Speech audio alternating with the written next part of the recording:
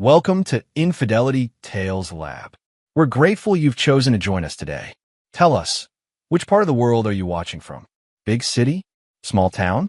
Country? We'd love to know. Now, let's dive into today's story. Chapter 1. Foundations of Glass. Russell Mercer built his life on precision. As an architectural engineer who transformed abandoned buildings into modern marvels, he understood the importance of a solid foundation. At 42, he had constructed what he believed was the perfect life: a successful firm, a spacious home in the suburbs of Portland, and a 15-year marriage to Valerie, who had once been his college sweetheart. Their wedding photo sat prominently on his office desk. Russell with his broad shoulders and confident smile, Valerie with her copper hair and emerald eyes that had captivated him from their first meeting in advanced calculus. Next to it stood a more recent picture of their daughter, Audrey, now turning 13, a perfect blend of both parents with her father's analytical mind and her mother's artistic flair. Working late again, Russ? Dominic Sawyer, Russell's business partner and oldest friend, leaned against the doorframe. Audrey's birthday party is tonight. Just wrapping up the Riverside project details before I head home. Russell closed his laptop and stood, stretching his back. Val's been planning this dinner for weeks. Dominic nodded, but something flickered across his face, a momentary hesitation that Russell almost missed. "Give the birthday girl my best," he said finally, turning to leave. "You'll see her tomorrow at the family dinner," Russell called after him. "You're still coming, right?" Another pause. Of course." Russell arrived home to the sound of laughter spilling from the backyard. He followed it through the house, where streamers and balloons decorated the hallway. Outside, a group of teenage girls clustered around Audrey, who was opening presents beside the pool. Valerie moved among them, distributing cake on paper plates with 13 printed in bold colors. "Dad!" Audrey spotted him and waved enthusiastically. "Look what Dylan got me." She held up what appeared to be a custom skateboard. Russell frowned. "Dylan, my boyfriend," she said, rolling her eyes as if this were common knowledge. "I told Mom about him weeks ago." Russell glanced at Valerie, who gave him a tight smile before turning away to speak with her sister, Meredith. Russell felt a familiar pang, the sensation of being on the outside of his own family. It had been happening more frequently lately. Conversations that stopped when he entered a room, inside jokes he wasn't part of, plans made without his input. He moved through the party, making small talk with parents he barely knew, catching snippets of conversation that suggested everyone knew Dylan well. Even Meredith's husband, Preston, was discussing football with the boy who had apparently been at their house multiple times. As the party wound down and the guests departed, Russell helped clean up while Audrey played with her new gifts.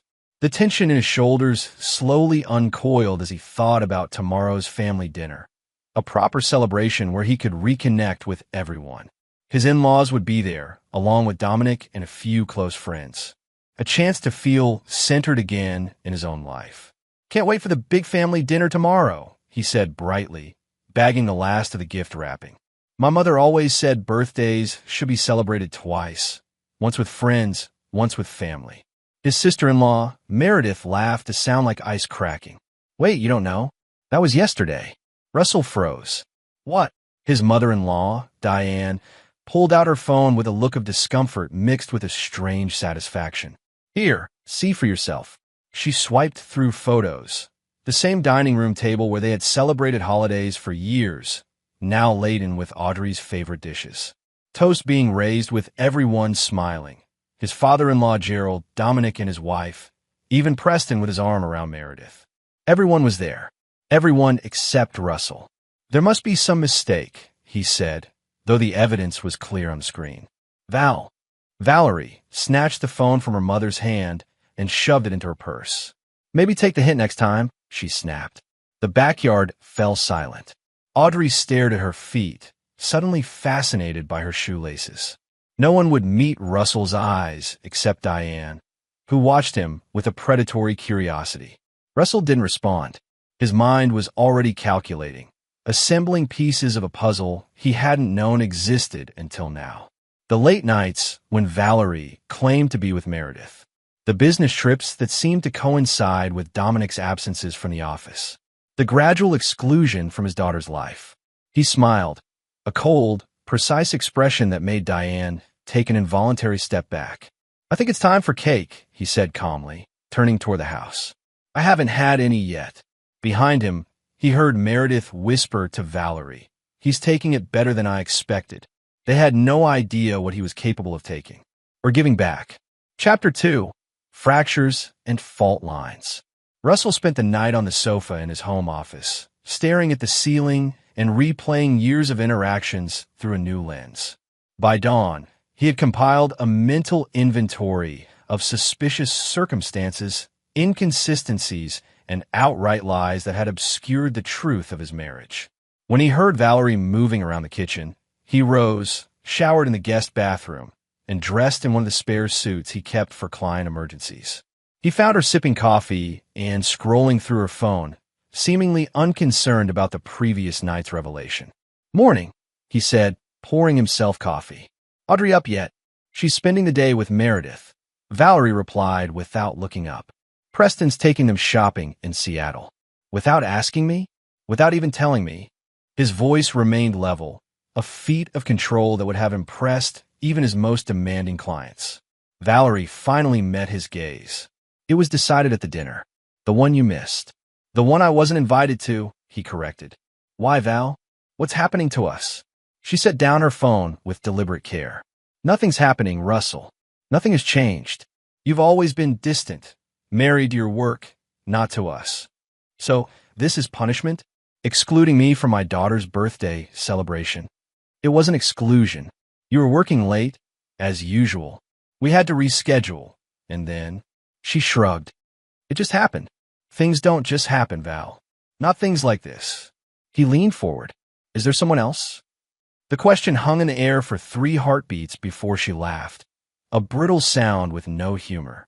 "That's your explanation? That I must be cheating? God, Russell, maybe this is why I needed space from you. Everything is either perfect or broken with you. No in between." Russell nodded slowly. "I'm going to the office. We'll talk tonight." "Don't bother," she said, returning to her phone.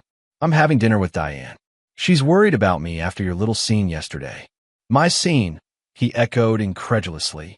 Interesting perspective. At the office, Russell closed his door and pulled up the security system on his computer. As a precaution, he had installed cameras in their home years ago. Standard practice, he'd told Valerie, for a house with valuables. What he hadn't mentioned was the backup cloud storage that only he could access. He scrolled through footage from the past month, moving backward through time. Most days showed nothing unusual. Valerie working from home as a graphic designer, Audrey returning from school, the occasional visit from Meredith or delivery people. Then he found it. 3 weeks ago, while he was at a conference in Chicago. A familiar car in the driveway at 10:48 p.m. Dominic entering through the front door without knocking, carrying an overnight bag. Leaving the next morning at 6:15 a.m., looking rumpled but satisfied. The footage continued. Other late-night visits during Russell's absences. Whispered phone calls when Valerie thought no one was listening. Once, he even caught Audrey asking when Uncle Dom was coming over again, and Valerie hushing her with a nervous glance toward the camera. His oldest friend, his wife, his family. The betrayal was comprehensive. Russell shut down the footage and sat motionless, his mind working with the cold precision that had made him successful. He needed more than passive observation now. He needed to understand the full extent of the deception. He called his assistant. "Nora, cancel my appointments for the week. Family emergency." By noon, Russell had engaged a private investigator named Leo Brandt, a former client with a reputation for discretion. "I need everything," Russell told him during their meeting at a coffee shop 3 towns over. "Financial records, phone logs, hotel stays, gifts, and I need to know who else knew." "This kind of comprehensive background will take time," Leo warned. "You have 3 days," Russell replied, sliding across a check with a number that made the investigator's eyebrows rise. "I want to know exactly who I've been married to for 15 years. Over the next 72 hours, Russell maintained a facade of normalcy. He returned home each evening, endured cold dinners and colder conversations with Valerie, and made awkward attempts to connect with Audrey, who now regarded him with a teenager's disdain amplified by what she must have heard from others. On the fourth morning, Leo delivered a leather portfolio to Russell's office. "It's worse than you thought," he said simply.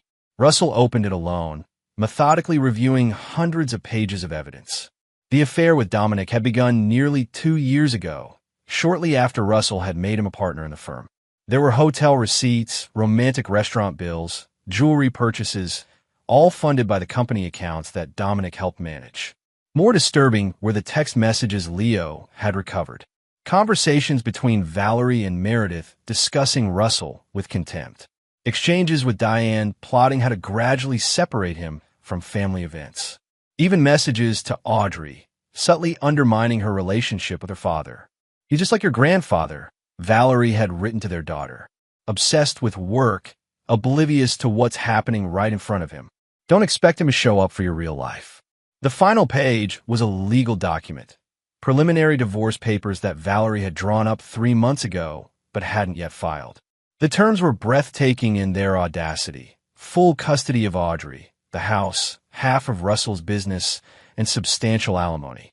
Russell closed the portfolio, thanked Leo, and transferred the remainder of his payment.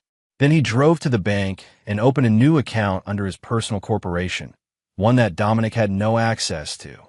By closing time, he had transferred enough funds to sustain operations for 6 months without touching the main company accounts. That night, when he returned home, Valerie was waiting in the living room. "We need to talk," she said, her voice artificially gentle. "About us. About the future." Russell set down his briefcase. "Yes," he agreed calmly. "We certainly do." Chapter 3. The Architect's Blueprint. "I want a divorce," Valerie stated, maintaining eye contact as if challenging him to object. "I've been unhappy for a long time, Russell." He nodded, settling into the armchair across from her. "Because of Dominic?" Her eyes widened fractionally, the only indication of surprise. "This isn't about anyone else. This is about us not working anymore." "Interesting," Russell said, opening his briefcase and removing Leo's portfolio. "Because I have extensive documentation suggesting otherwise." She stiffened. "You had me investigated?" "That's insane, Russell. This is exactly the controlling behavior I'm trying to escape." Rather than argue, he simply opened the portfolio and began laying out photographs. Valerie and Dominic entering hotel rooms, dining in secluded restaurants, embracing in what they thought were private moments. 2 years, Russell said quietly. "At least 2 years of my life built on lies." Valerie's composure cracked. "It just happened." "Things don't just happen," he interrupted, echoing their earlier conversation. "Not things like this." She changed tactics, her voice hardening. "Fine. Yes, Dominic and I are in love. He sees me, really sees me. When was the last time you looked at me as anything other than another project to perfect? And Audrey? Was turning my daughter against me also necessary for your happiness?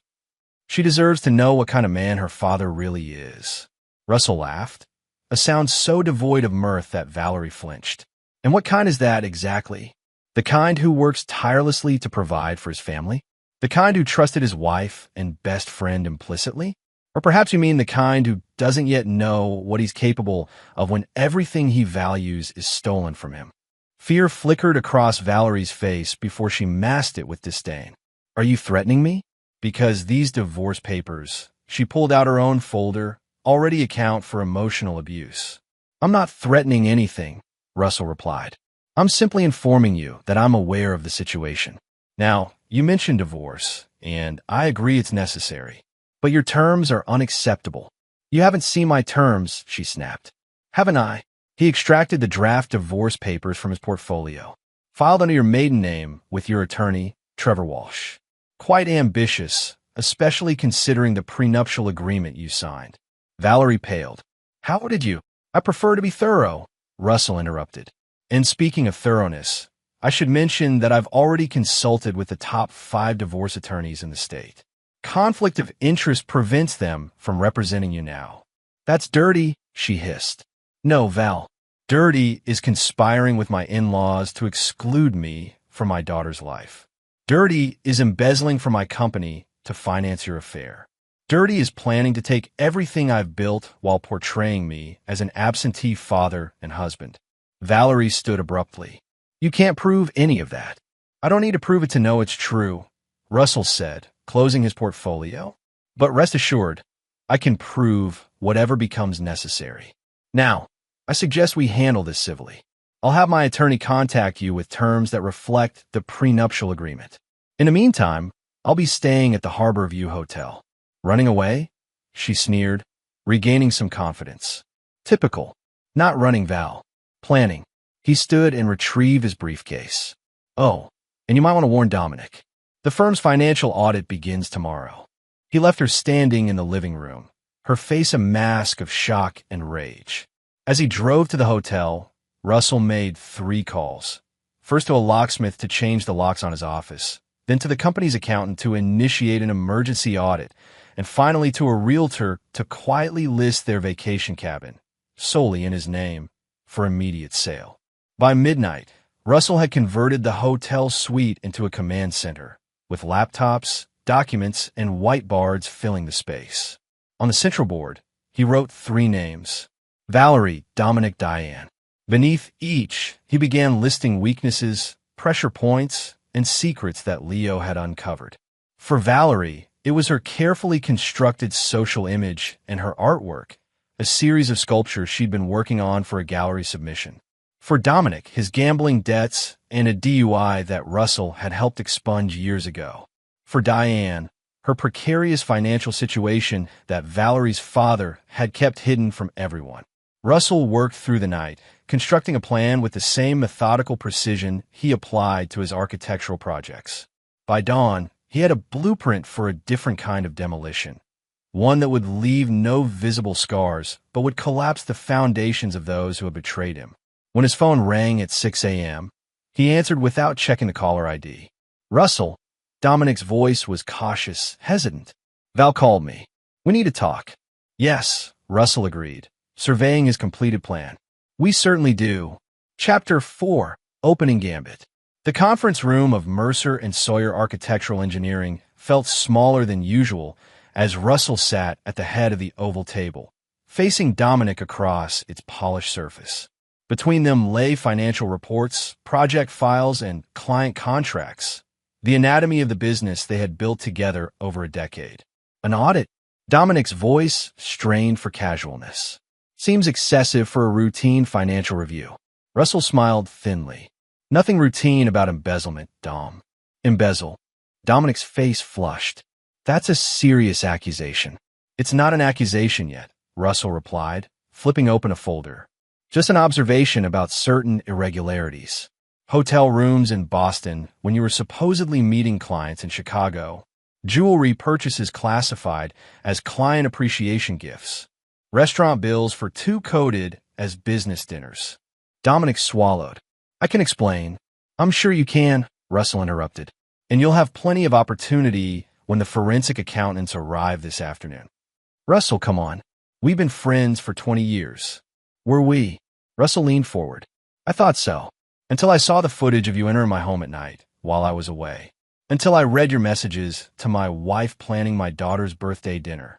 The one I wasn't invited to. Dominic paled. It's not what you think. It never is it? Tell me, was it worth it? Betraying me for Val. I love her, Dominic said finally, a note of defiance entering his voice. I've always loved her, even before you met her in college. Russell absorbed this new information with unsettling calm. Fascinating. So this has been brewing for, what, 20 years? No, I respected your marriage. I never would have. Dominic stopped himself. Never would have what? Pursued her if she hadn't been unhappy? If I hadn't been such a terrible husband? Russell's voice remained steady. Save the justifications. I'm not interested in why you did it. Only in what happens next. Which is what, exactly? Dominic asked, wariness replacing defensiveness. Russell slid a document across the table. Your resignation, effective immediately. You'll sell your partnership shares back to me at the original purchase price. No appreciation. In exchange, I won't press charges for the financial improprieties. You're blackmailing me. I'm offering you a way out that doesn't involve prison, Russell corrected. Your choice. Dominic stared at the document, then at Russell. And what about Val? My wife is no longer your concern.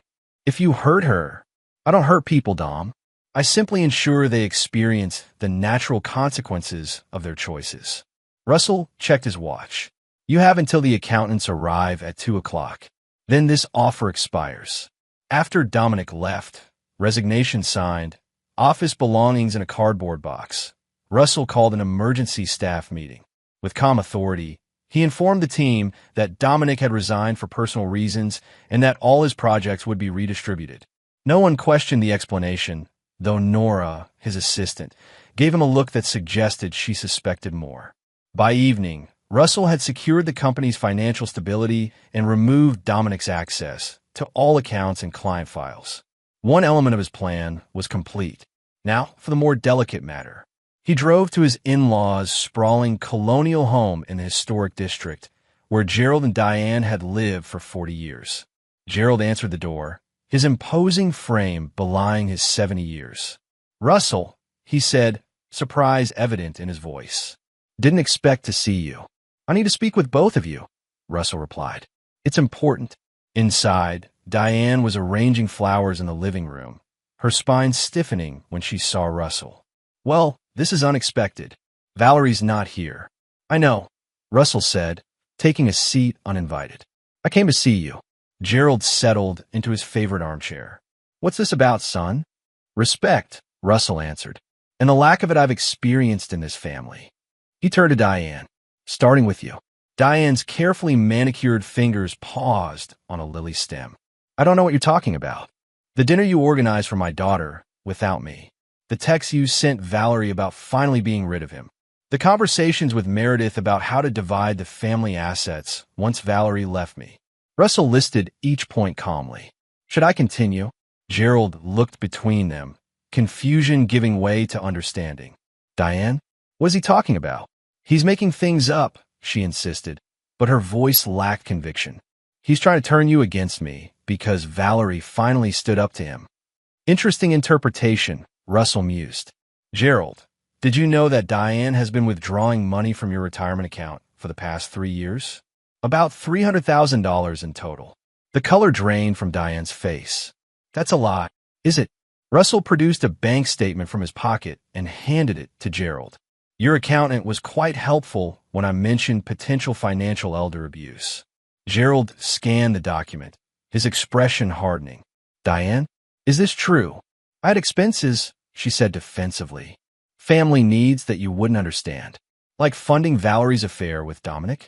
Russell suggested. Or perhaps the gambling debts Preston accumulated that Meredith couldn't cover? Gerald's hands trembled as he set down the statement. I want you both out of my house. Now, Gerald, please, Diane began. Out, he thundered, rising from his chair with surprising agility. Russell, we'll discuss this tomorrow. I need time to process. Russell nodded, standing. Of course. I just thought you should know what's been happening in your own home. He paused at the door. And Gerald, I've instructed my attorney to help you secure your accounts. Free of charge. As he drove away, Russell watched in the rearview mirror as Diane frantically called someone on her phone, pacing on the front porch while Gerald closed the curtains against her. The second domino had fallen. Later that night, in his hotel room, Russell received a text from Valerie. What have you done? Mom's hysterical. Dominic's not answering his phone, and Meredith says Preston is talking about leaving town. Stop this now. Russell didn't reply. Instead, he placed a call to a gallery owner in Seattle, an old client who owed him a favor. Boyd? Russell Mercer. Remember that exhibition space we discussed? I'd like to make a substantial donation to secure it for a very specific artist. Chapter 5. The Queen's Sacrifice. The invitation arrived at Russell's hotel suite by courier. Embossed cream cardstock announcing the opening of a new exhibition at the Westlake Gallery in Seattle. Featured artist, Valerie Mercer. Russell smiled at the irony. Valerie had been working toward this moment for years. Her debut as a serious sculptor, stepping out from the shadow of her commercial graphic design work. What she didn't know was that Russell had arranged it all, pulling strings with Boyd Winters, the gallery owner who had designed the foundation for Russell's first major project. The exhibition was scheduled for Friday evening, just 3 days away. Phase 2 of his plan was unfolding perfectly. That afternoon, Russell visited Audrey at school, signing her out for a family appointment. The school counselor gave him a sympathetic look as they left. "Your mom told you about the separation," Russell said as they drove toward the coast. Audrey stared out the window, her profile so similar to Valerie's that it made his chest ache.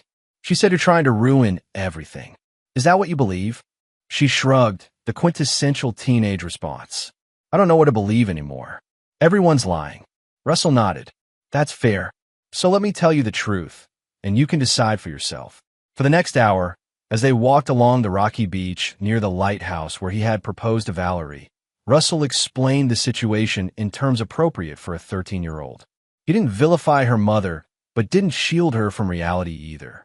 He showed her selected text messages, ones that pertained directly to Audrey's birthday dinner and the deliberate exclusion of her father. "Why would they do that?" Audrey asked, her voice small against the crashing waves. "People make choices based on what they want most," Russell replied. "Your mother wanted something different from what we had. That's her right. But how she went about it, that was wrong." And Uncle Dom, the hurt in her voice was palpable. He made his choice too. They sat on a driftwood log as the sun began to set, casting long shadows across the sand. "What happens now?"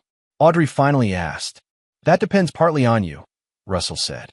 "I'll always be your father, no matter what. But I need to know if you want to be part of my life." Tears welled in her eyes. "Of course I do, even if it means seeing less of your mother, less of Meredith and Preston."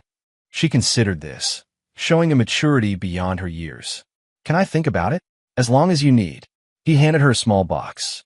"Happy birthday. Your real present." Inside was a silver necklace with a lighthouse pendant, their special place. Audrey clutched it tightly, then asked to be taken to Valerie's. Russell drove her home, watching as she walked up the path without looking back. It hurt, but he understood. She needed time to reconcile the conflicting narratives of her life. The next day, Russell executed the third phase of his plan. He contacted Trevor Walsh, the attorney Valerie had consulted about divorce. "I understand you're representing my wife," Russell said when they met in Walsh's downtown office. Walsh, a sharp-featured man with calculating eyes, neither confirmed nor denied. "What can I do for you, Mr. Mercer?" "You can advise your client that I'm amenable to an equitable division of assets, provided certain conditions are met." Walsh raised an eyebrow. "Such as?" Russell slid a folder across the desk. "These are my terms. They're non-negotiable." The attorney scanned the documents, his expression revealing nothing. "These are unusual demands, but legally sound," Russell pointed out. "I'm not asking for anything unreasonable, just accountability. The public nature of this acknowledgement is essential," Russell finished. "I want everyone who has benefited from the lies to witness the truth." Walsh studied him for a moment. "I'll present these to Mrs. Mercer, but I doubt she'll agree." "She will," Russell assured him. "By Friday evening." "What makes you so confident?" Russell stood to leave. "Because by then, she'll understand exactly what's at stake." That evening, Russell received a furious call for Valerie. "A gallery opening?" she hissed. "You arranged this?" "Congratulations," he replied calmly. "Isn't this what you've always wanted? Recognition for your work. Not like this. Not as some twisted revenge plot." "Revenge?" Russell sounded genuinely surprised. "This is an opportunity, Val. Boyd Winters rarely features new artists." "And what's the catch?" she demanded. "There's always a catch with you." "No catch. Just an invitation. I'll be there, of course, to support your work." "Stay away from my exhibition," she warned. "Our name is still on the invitation," he reminded her. "Valerie Mercer. We're still married, remember? At least until you agree to my terms." He ended the call before she could respond. Then he made another call to Gerald. "I'd like you to accompany me to Valerie's exhibition on Friday," Russell said without preamble. Gerald's voice was tired. "Diane's already planning to attend, with Meredith and Preston." "I know. That's why I'm asking you to come with me instead." A pause. "Why should I?" Because you deserve to see the full picture before deciding where your loyalties lie. Another longer pause. What time should I be ready? The pieces were aligning perfectly. Russell returned to his board, where Valerie, Dominic, and Diane's names were now joined by Meredith and Preston. Under each, he had noted actions taken and reactions observed. Only one element remained unaddressed: the sculptures themselves. Russell made a final call to Boyd Winters. Has the collection been delivered? He asked. Yesterday, Boyd confirmed. You were right about their quality. Provocative work. And my special request. The lighting is being installed as we speak. It'll be exactly as you specified. Russell thanked him and hung up, a sense of anticipation building. Friday would bring everything full circle. The day of the exhibition arrived with a clarity that seemed appropriate for what was to come. Russell dressed with particular care. A charcoal suit, crimson tie, Valerie's favorite color on him, and the cufflinks she had given him on their 10th anniversary. He collected Gerald at 6, noting the older man's haggard appearance. Difficult few days? Russell asked as they drove to Seattle. Gerald nodded grimly. Diane's moved in with Meredith. She's claiming I've lost my mind, that you've manipulated me. And what do you believe? I believe my bank statements, Gerald replied. And the private investigator I hired confirmed everything else you told me. The Westlake Gallery was already crowded when they arrived, Seattle's art enthusiasts mingling with critics and collectors. Russell spotted Valerie immediately, resplendent in an emerald gown that matched her eyes, her copper hair swept into an elegant updo. She was speaking animatedly with a group of admirers, Diane and Meredith flanking her protectively. Let's get a drink, Russell suggested to Gerald, steering him toward the bar set up in the corner.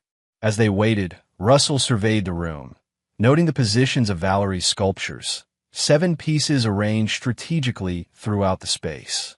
Each was illuminated by precisely positioned spotlights, just as he had requested. Boyd Winters approached them, hand extended. Russell, glad you can make it. And you must be Mr. Reynolds, Valerie's father. An honor to meet you, sir. Gerald shook his hand mechanically. Quite a turnout. Indeed, your daughter's work has generated significant buzz. The series title, Betrayed Trust, really resonates with people. Russell suppressed a smile. Valerie had always been transparent in her art, even when she thought she was being subtle. If you'll excuse me, Boyd said, it's almost time for the formal introduction.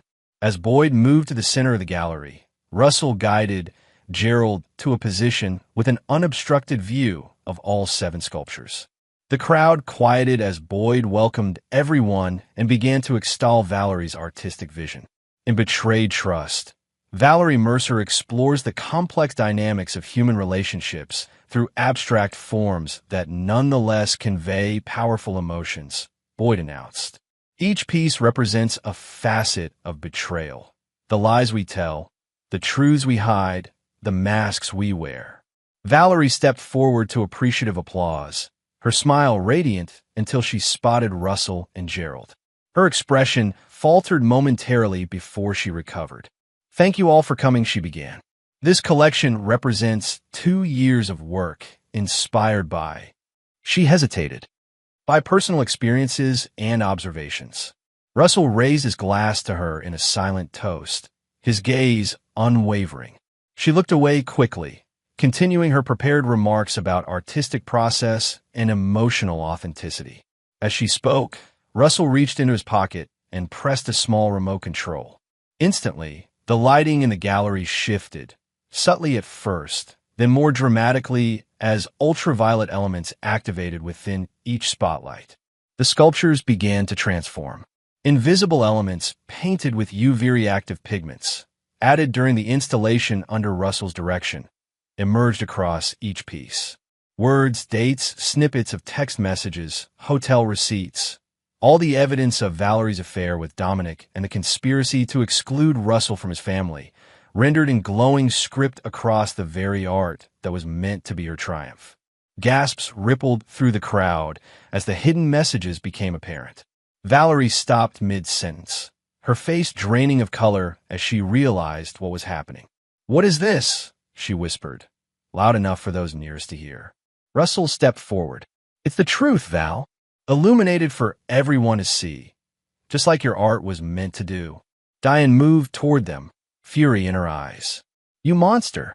How dare you ruin her moment? I didn't create these messages, Russell replied calmly. I merely made them visible. Every word is authentic, straight from your phones, your emails, your secret conversations. The gallery had fallen silent, the audience transfixed by the unfolding drama and the transformed sculptures. Critics were already photographing the pieces, murmuring about meta-commentary and performance art about betrayal within betrayal. Gerald stood rigid beside Russell, his gaze fixed on a sculpture where his wife's messages about diverting his retirement funds were now clearly visible. My God, he murmured. Meredith pushed through the crowd, dragging a reluctant Preston behind her. This is slander. You'll be hearing from our lawyers. Nothing slanderous about the truth, Russell countered. But feel free to explain to a judge how the text, Russell needs to be bled dry in the divorce, was taken out of context. Valerie finally found her voice, addressing the stunned audience. I apologize for this interruption. My husband and I are going through a difficult separation, and this is his idea of revenge. Not revenge, Russell corrected. Accountability. You want a recognition for your work, Val? All of it. He turned to Boyd. Mr. Winters, I believe we discussed a special prize for the collection if purchased in its entirety. Boyd, professional to the core despite the chaos, nodded. $200,000 as agreed. I'll take them, Russell said, producing a cashier's check. Consider it a divorce settlement. Valerie's eyes widened. You can't do this. Actually, I can. And I'll be donating the collection to the Contemporary Art Museum, with the stipulation that they be displayed exactly as they appear now. He gestured to the glowing text that revealed her betrayal. Permanently. As security discreetly ushered the most vocal spectators outside, Russell approached Valerie. My attorney has the divorce papers ready. My terms are simple. I keep my company, you keep the house. Joint custody of Audrey. No alimony either way. And these, he gestured to the sculptures, become part of your artistic legacy. Her voice shook with rage and humiliation. You've destroyed me. No, Val. You did that yourself. I'm just making sure the right story is told. He handed her his attorney's card. You have until Monday to decide. As Russell guided a shell-shocked Gerald toward the exit, he felt a hand on his arm. It was Audrey, tears streaming down her face. Dad, she whispered, I want to go with you. He looked at his daughter, surprised. Are you sure? She nodded, the lighthouse pendant gleaming at her throat. I made my choice. Chapter 6, Counterattack. The Sunday morning headlines in the Seattle Arts section read, Betrayal Illuminated. Mercer exhibition sparks controversy and bidding war. Photos of Valerie's UV-exposed sculptures accompanied the article, which described the innovative dual-layer technique and raw emotional honesty of the work. Critics were divided, some calling it a breakthrough, others dismissing it as divorce drama masquerading as art. Russell read the coverage with satisfaction as he prepared breakfast in his newly rented waterfront condo. Audrey was still sleeping in the second bedroom, exhausted from the emotional turmoil of the past few days. She had called Valerie after they left the gallery, explaining her decision to stay with Russell. The conversation had ended with Valerie's shouting audible even through the phone.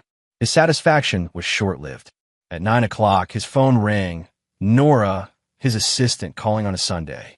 Russell, she sounded breathless. Someone broke into the office last night. The police are here now. He arrived at Mercer and Sawyer, soon to be renamed Mercer Design. 20 minutes later, 2 police officers were cataloging the damage. Smashed computers, overturned furniture, project files strewn across the floor. But the most disturbing element was the message spray-painted across the main conference room wall. You'll regret this. Security cameras? One officer asked. Disabled before entry, the other replied. Professional job. Russell surveyed the destruction calmly. Any idea who might have done this, Mr. Mercer? The first officer asked. I have my suspicions, Russell said, but no proof. After the police left, promising to increase patrols in the area, Russell began methodically sorting through the wreckage with Nora's help. The backup servers weren't touched, she reported. and the cloud storage is intact. We haven't lost any critical data. They weren't after data, Russell replied. This was a message. From Dominic? Possibly. Or someone acting on his behalf. Russell's phone buzzed with a text from an unknown number. You think you're clever? This is just the beginning. Everyone will know what you really are. Should we hire security? Nora asked, noting his expression. Already done, Russell assured her. But I need you to do something else. He handed her a USB drive. These files need to be delivered to every client we've worked with in the past 5 years. Today, Nora raised an eyebrow. On Sunday, especially on Sunday, Russell confirmed. When people are home with time to read. While Nora handled the digital distribution, Russell drove to Preston and Meredith's house in the suburbs. A for sale sign already stood in the front yard, their hasty reaction to the gallery incident. He parked across the street and waited. Within an hour, a taxi arrived, and Preston emerged from the house with multiple suitcases. He kissed Meredith goodbye on the porch, his body language suggesting this wasn't a joint trip. Russell waited until the taxi pulled away before approaching. Meredith spotted him immediately, her expression hardening. Get off my property, she snapped. Technically, it's the bank's property, Russell corrected. At least according to the foreclosure notice that will arrive tomorrow. Meredith blanched. What are you talking about? Preston's gambling debts. The ones you've been covering with money from your mother, who got it from your father's retirement account. Russell leaned against the porch railing. I bought the debt this morning. That's impossible. Those are private loans. Not so private when they're from offshore entities eager to avoid scrutiny. They were quite happy to sell to a legitimate businessman for 80 cents on the dollar. Meredith's composure cracked. What do you want from me? Haven't you done enough? Actually, no, Russell replied. You helped orchestrate my exclusion from my daughter's life. You encouraged Valerie's affair. You laughed at that dinner, the one I wasn't invited to. It was just a dinner, she protested. It was a symbol of something much larger, Russell corrected. And now you have a choice. Pay the debt in full by Friday or lose the house. That's $500,000. Where am I supposed to get that kind of money? Russell shrugged. Not my problem. Though I hear the gallery showing was quite successful. Perhaps your sister could help, if she's still speaking to you after you convinced her to destroy her marriage. He turned to leave, then paused. Oh, and Preston left the country, by the way. Mexico, based on the ticket, I saw him checking online yesterday. I don't think he's planning to come back. Meredith's face crumpled. You're a monster. No, Russell replied calmly. I'm an architect. I simply understand that when you remove a key support, the entire structure eventually collapses. By late afternoon, Russell's counteroffensive was in full swing. The files Nora had distributed contained evidence of Dominic's financial mismanagement and unprofessional conduct, carefully curated to protect client confidentiality while making it clear that Mercer Design was under new, more reliable management. The response was immediate, clients calling to confirm they would stay with Russell, expressing shock at Dominic's behavior. As dusk fell, Russell received another call from Valerie. The museum rejected the sculptures, she said without preamble, her voice thick with barely contained fury. No reputable gallery will touch my work now. Are you satisfied? Not yet, Russell answered honestly. But I'm getting there. Meredith called me. What you did, buying Preston's debts, that's beyond cruel. Is it? I consider it appropriate. Actions have consequences, Val. Even yours. A pause.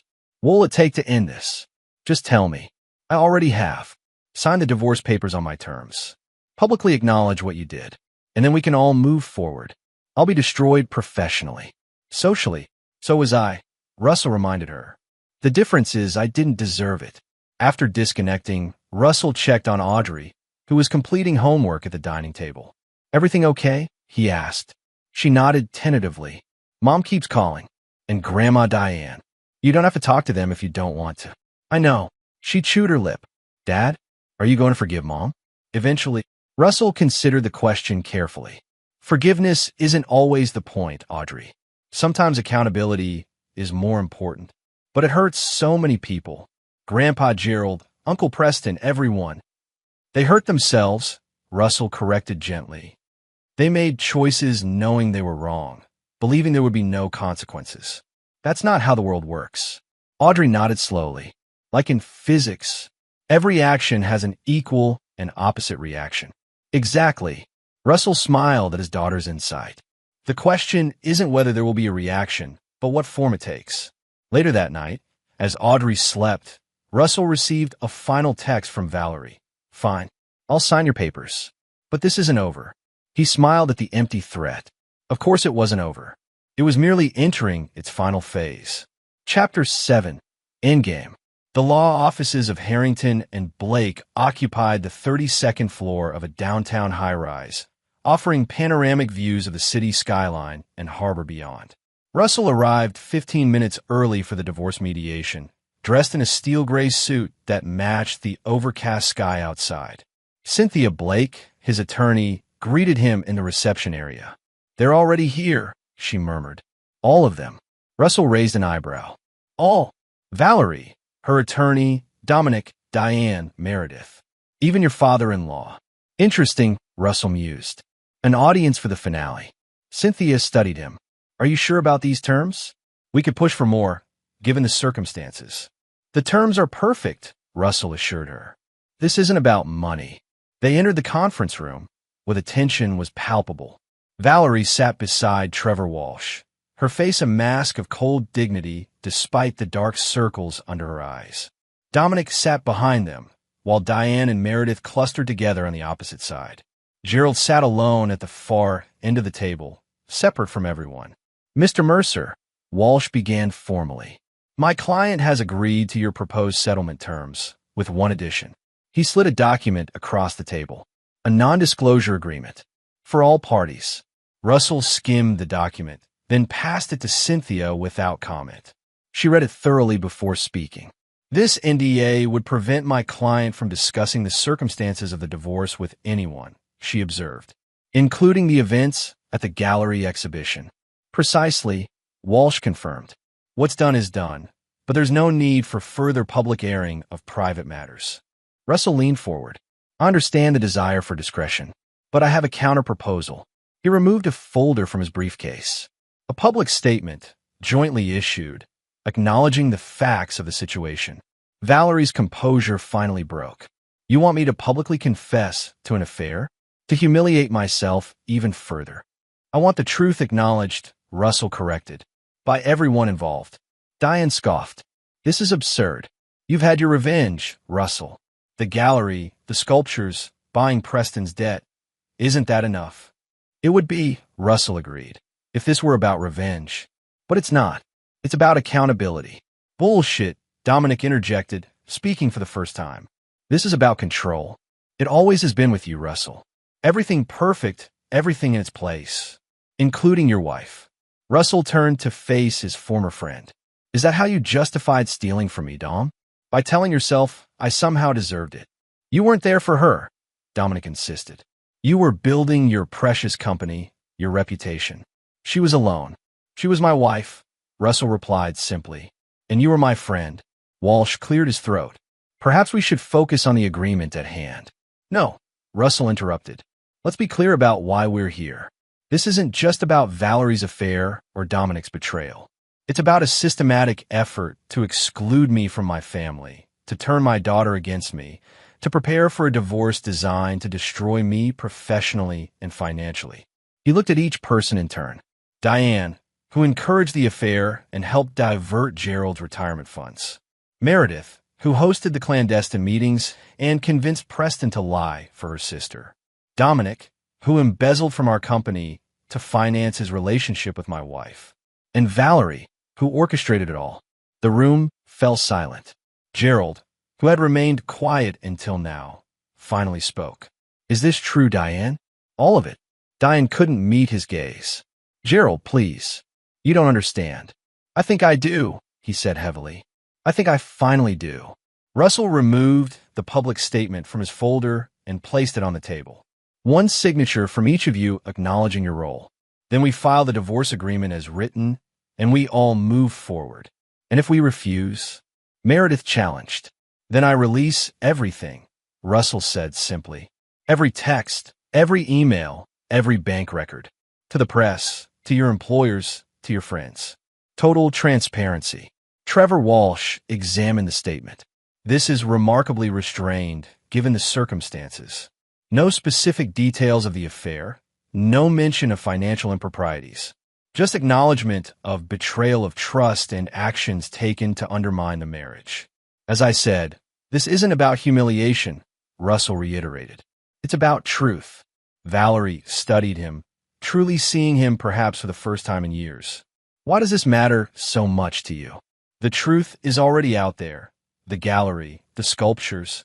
Because lies have power until they're acknowledged by those who told them, Russell replied. I won't live in a world where you get to rewrite history, where Audrey grows up believing I was the villain in this story. A heavy silence fell over the room. Finally, Valerie reached for a pen. Fine. If this ends it, I'll sign. One by one, they added their signatures. Dominic reluctantly, Diane with barely suppressed fury, Meredith with tears streaming down her face. Gerald signed last, his hand steady despite everything. It's done, Walsh announced, collecting the document. We'll file the divorce agreement today. It will be final in 90 days. As the others filed out of the conference room, Gerald approached Russell. I wanted you to know, I filed for divorce as well. Some betrayals can't be forgiven. Russell nodded.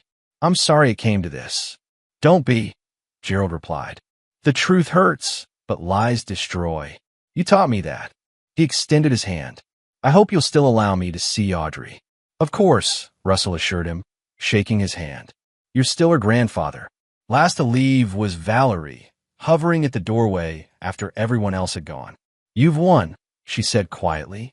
Destroyed us all. I hope it brings you peace. Russell considered her words. This wasn't a competition, Val. It was a correction. And us. 15 years just erased. Not erased, he countered. Redefined. We'll be co-parents to Audrey. Nothing more. She nodded slowly. You know, I did love you once. Very much. I believe you, Russell said. But love without respect isn't love at all. It's just another lie we tell ourselves. As Valerie left, Cynthia returned with the filed divorce papers. Congratulations, she said. You're almost a free man. Russell stared out at the skyline, watching storm clouds gathering over the harbor. Freedom was never the goal, he replied. Just clarity. Chapter 8. Reconstruction. 6 months after the divorce was finalized, Russell stood in the lobby of the newly christened Mercer Designs headquarters, a renovated warehouse with exposed brick walls and steel beams that reflected his architectural philosophy: honesty in materials, transparency in structure. The company had not only survived the scandal but thrived. When clients were forced to choose between Russell's proven reliability and Dominic's cheaper but questionable services, most chose Russell. Dominic's new venture, launched with Valerie's financial support, had secured only 2 small projects and was already rumored to be failing. The Anderson proposal is ready for review, Nora informed him, handing over a presentation folder. And Audrey called. She'll be late for dinner. Debate club meeting. Russell nodded, smiling at the mention of his daughter. At 14, Audrey was flourishing despite the family upheaval.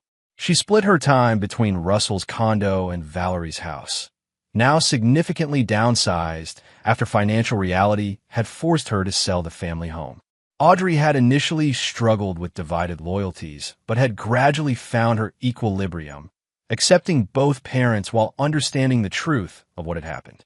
As Russell reviewed the Anderson proposal in his office, his phone rang with an unfamiliar number. Russell Mercer, he answered. Mr. Mercer, this is Dr. Abigail Foster from Seattle General. I have you listed as an emergency contact for Gerald Reynolds. Russell's stomach tightened. What's happened? Mr. Reynolds suffered a stroke this morning. He's stable, but he's asking to see you. 30 minutes later, Russell stood beside Gerald's hospital bed. The once imposing man looked diminished against the white sheets, though his eyes remained alert. Didn't mean to disrupt your day, Gerald said, his speech slightly slurred from the stroke. Family comes first, Russell replied simply. Gerald smiled weakly. Still family, then? Even after everything. Some bonds transcend mistakes, Russell acknowledged. And you were more a father to me than my own ever was. They sat in comfortable silence for a moment before Gerald spoke again. Diane's contesting the divorce. claiming I'm not of sound mind. I'll have Cynthia call you. She knows specialists who can help establish competency. Thank you. Gerald hesitated. I saw Valerie yesterday. She seems lost. Russell didn't respond immediately.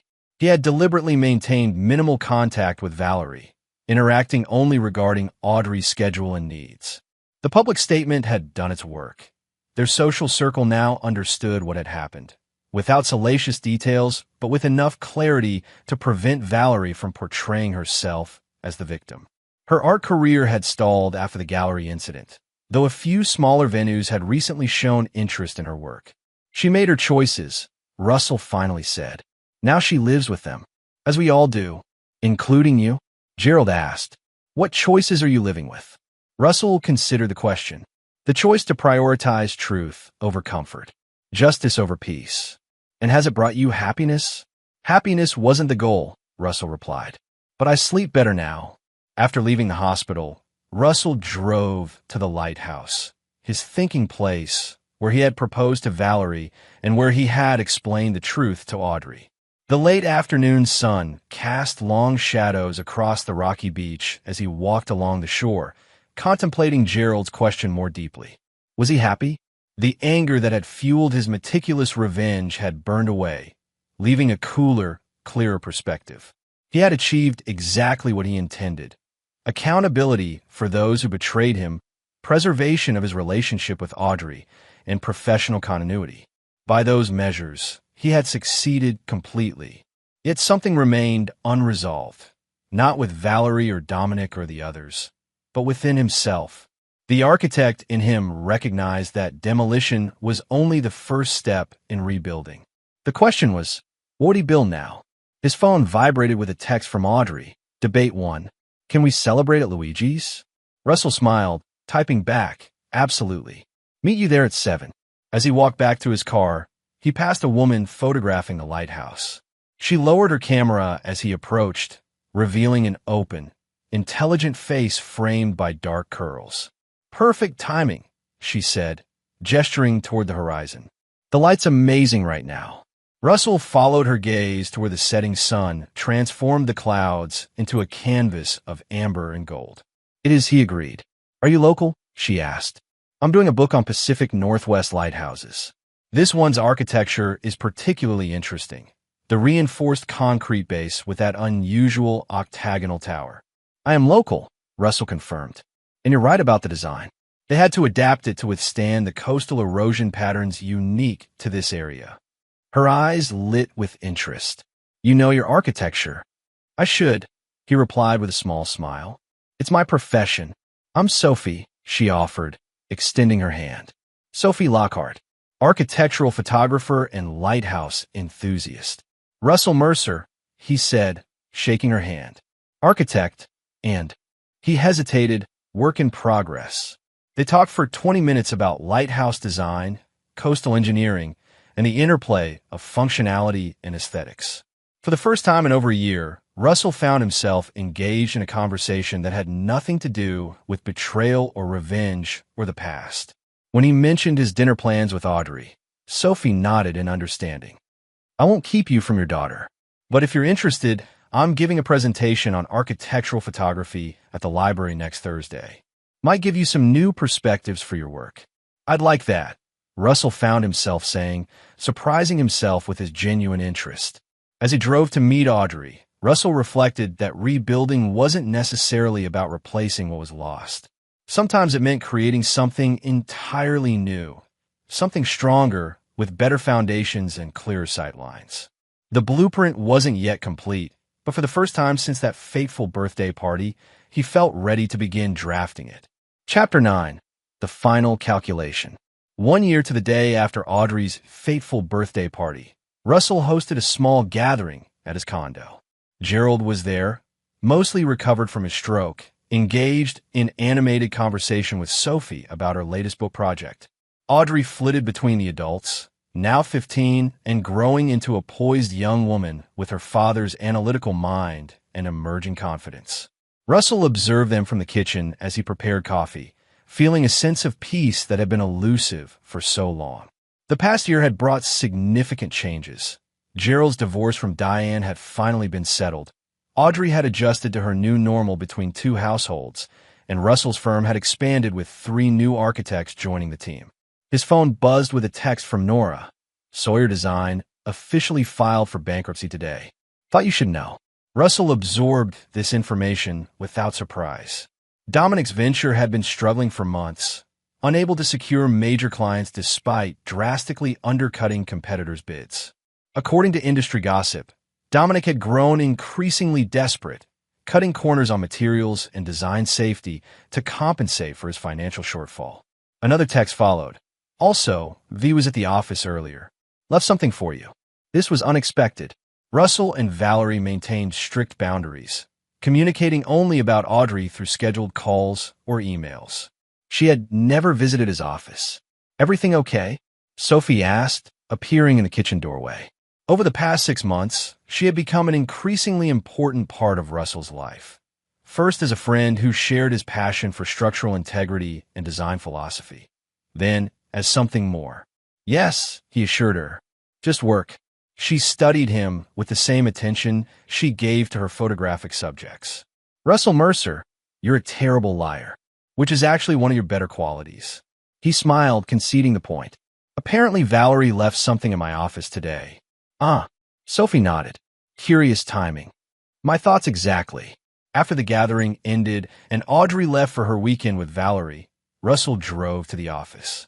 A small package sat on his desk, wrapped in simple brown paper with his name written in Valerie's distinctive hand. Inside was a miniature sculpture, a perfect replica of their old house, but with a significant alteration. The structure was split down the middle, revealing the interior. On one half, the rooms were in disarray, furniture overturned, walls cracked. On the other half, everything was meticulously ordered, rebuilt, strengthened. A note accompanied it. I understand now what you meant about foundations. V. Russell studied the piece, appreciating the craftsmanship and the message it conveyed. It wasn't an apology, not exactly, but it was an acknowledgement. Something he had demanded a year ago and now finally received, without conditions or audience. He placed the sculpture on his desk beside the family photo he still kept, a reminder of what had been lost and what had been gained through its loss. The next morning, Russell received a call from Dominic. He almost declined it, but curiosity won out. Russell. Dominic's voice was rough, diminished from the confident tones of their partnership days. I need to talk to you. I'm listening, Russell replied neutrally. My company's finished. You know that, I assume. I heard. A deep breath on the other end. I'm leaving town, starting over somewhere else. Good luck with that, Russell said, meaning it. Before I go, Dominic hesitated. I wanted to say I was wrong. About you, about everything. You didn't deserve what we did. The admission hung in the air between them, unexpected and years too late. No, Russell agreed. I didn't. I've lost everything, Dominic continued. The business, Valerie. She ended things months ago. My reputation. You won completely. This wasn't about winning, Russell corrected him. It was about consequences. Well, I've certainly experienced those. A bitter laugh. I just wanted to ask, are we ever square? Will there ever be a point where you consider this finished? Russell considered the question carefully. It was finished the day you all signed that statement. Everything since then has been the natural result of choices made long before. So you're not still orchestrating things against me? Against us? I haven't needed to, Russell replied honestly. The truth has its own momentum. After disconnecting, Russell sat at his desk, contemplating this latest development. Dominic leaving town. Valerie's tacit acknowledgement. The pieces of his calculated revenge had fallen exactly as he designed, the structure collapsing under its own weight once the support of lies was removed. That evening, Russell took Sophie to the lighthouse. As they walked along the shore, he found himself recounting Dominic's call, something he hadn't planned to share. And how do you feel about it? She asked when he finished. About all of it, now that it's played out as you intended? Russell considered her question more deeply than he had Gerald's similar one a year earlier. I don't regret my actions, he said finally. They needed to be held accountable. But I'm ready for it to be truly over, to focus on building rather than demolishing. Is that possible, do you think? to completely move beyond it. Not completely, he acknowledged. It's part of my foundation now. But foundations are meant to be built upon, not lived in. Sophie smiled, linking her arm through his.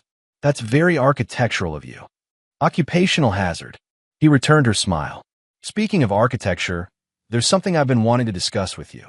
A joint project of sorts. Her eyes lit with interest. What kind of project? A renovation, he replied. The lighthouse keeper's cottage has been abandoned for years.